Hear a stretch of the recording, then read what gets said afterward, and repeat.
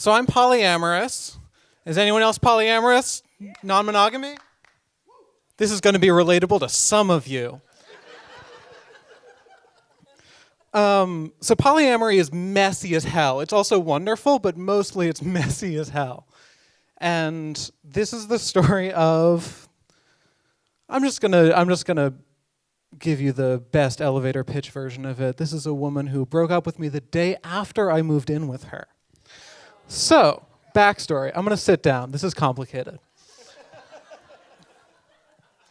Great, we're gonna use real names because I'm not gonna be able to fucking keep everyone in my head if I don't. So I was dating this person, Naya. We had been together for a long time. It had been a couple of years. We were living in Philly. They had just gotten into divinity school at Harvard, and were thinking about moving to Boston. I met this woman, Sarah Catherine, on OkCupid. You know, like gays people do. And we started dating. It was relatively casual. She was a very reserved, witchy kind of... She was the kind of woman who keeps her menstrual blood in a jar in her bathroom to, use for rituals. I was very in love with her. So we see each other every once in a while. It's relatively casual. We're like lying down on her weird twin mattress in her tiny closet-like bedroom with her menstrual blood jar. And meanwhile, me and Naya are both living in this very shitty house with a bunch of dudes who we don't, I love all of them. They're terrible to live with. It was an incredibly toxic environment. I needed to leave. Naya was going to go off to Boston, and I was having to make this decision about whether or not I was going to follow them. While I'm working on making this decision, I need to get out of this house. I'm talking with Sarah Catherine about I need to leave. And she's like, well, one of my roommates is leaving. Why don't you move in here? Now, this is someone I'd been seeing for a couple of months who'd been very reserved, and I had been convinced of, I like you a little bit more than you like me. I feel like all relationships are just a little bit lopsided. And, people don't talk about that because everyone wants it to always be reciprocal, but it's always someone always wants it a little bit more. And the sense that I was getting is that I wanted this a lot more, and then she asked me to move in with her, so I was like, oh, okay, I guess you just don't show love in this. And this is what love looks like to you, is being sort of reserved and aloof, and then, you hauling it.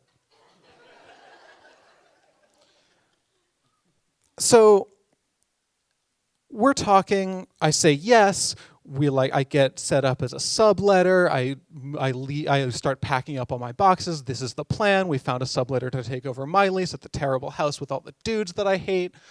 And as I'm moving in, as we're sort of making these plans, I decide that I am going to follow my other partner to Boston. And at this point, the wheels have been turning long enough that I can't not move in with this woman because I don't have anywhere else to stay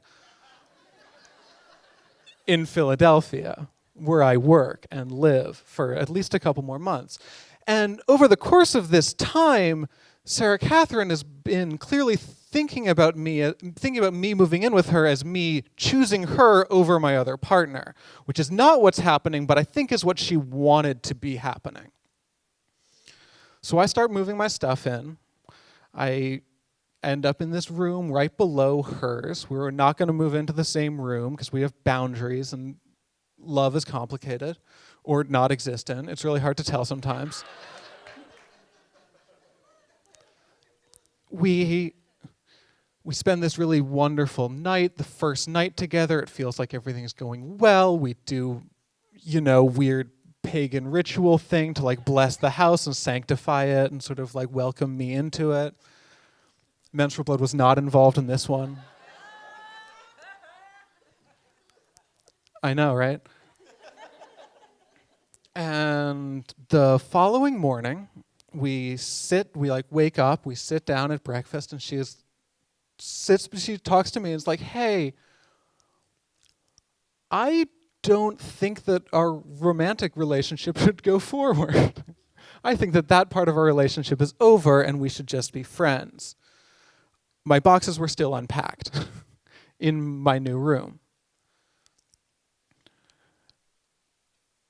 There's another version of this story which is from her perspective, which is basically, I'm seeing this cool new person. She seems super into me. She's like, I guess dating somebody else, but really she seems super into me. I should ask her to move in. We'll be together. We'll actually have a relationship. And I guess there's some other person living in Boston. And then when I decided to leave, she couldn't tell me not to move in. It was kind of too late. I literally had no other home. Anyway, it was a bad 2 months that I did live there with her. And if there is a moral of the story, the moral of the story is, A, if you're gonna be in a polyamorous relationship, make sure that everybody involved is polyamorous. And 2, you should probably communicate better than I did. Thank you.